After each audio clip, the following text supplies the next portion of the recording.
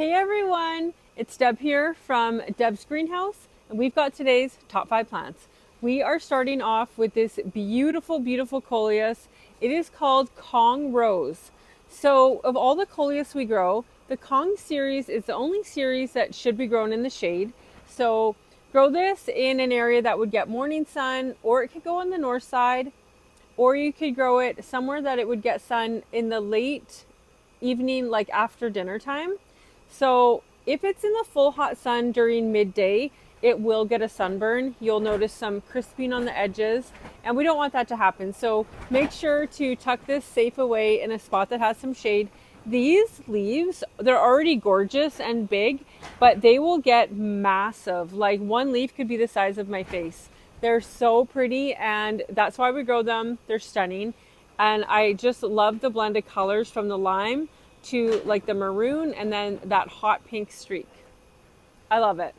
Our next item is something that sort of really isn't grown because it's so beautiful, like the Coleus, but this smells incredible. So this is our Citrosa geranium, and it's also called No More Mosquitoes. So this Citrosa scent is believed to like ward mosquitoes off. What I would do is rub it on your hand and then rub your hand on the places where mosquitoes might irritate you to really benefit from that smell.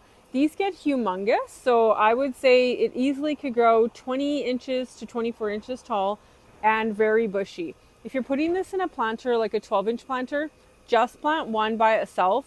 It might look small in the beginning, but it will take off and take over the whole pot.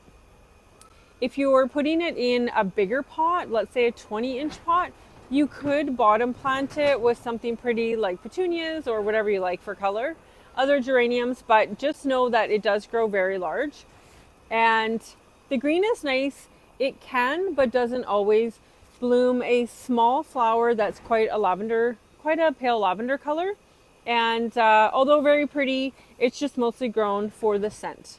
Our third item for today's top 5 is Gaura. This variety is called Whiskers Deep Rose. Look at the pretty pink flowers on this. So Gaura is also called butterfly flower.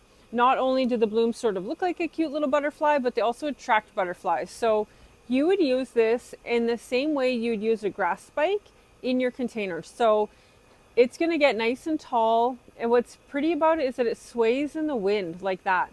So if you've got an area that's windy, it's like how a grass would sway. It will also sway and not just like break off like something else that's more stiff wood. So really good replacement if you want something to bloom as a centerpiece for some height in your flower bed. The Gaura gets about 20 inches tall, so it makes a really nice showcase. For today's fourth item, we have this beautiful Verbena, and this color is called Vanessa Bicolour Indigo. I really love how it has darker petals on the top of the flower and bicolor there on the bottom. They're really pretty. These branch out really well and compete good in baskets that you might plant petunias and calibrachoa in, or planters as well. And they'll just sort of branch out their arms through it, and you'll see blooms popping up all over, these pretty pom-poms. You will benefit if you want more blooms. Deadhead them when they're done, and I will make the plant grow more blooms quicker. You don't have to do that every day. You could do it every couple of weeks and just clean it up a bit. But they do really good in part sun or part shade all the way to full sun. But I find you're going to get more bloom power out of them in that part shade to part sun window. You can grow them in full sun, just might not bloom as heavy during the heat of summer. Our final item for today's top 5 plants is a petunia we have been growing for many years. It's called Sweetunia Black Satin, and it really is a velvety black color. Can you see how amazing that is? They are velvety soft and just quite pretty, just like velvet shimmers where there's like a bit of silver in the center. It really does look that way. Great to mix in mixed containers.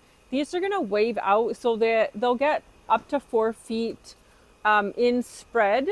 And yeah, they do really good in aggressive containers. Super cool. We've mixed these with red and white and with hot pink, and they look pretty good. So we've got lots of these if you're looking to add some black petunias to your planters this year. Thanks for watching today's Top 5 Plants.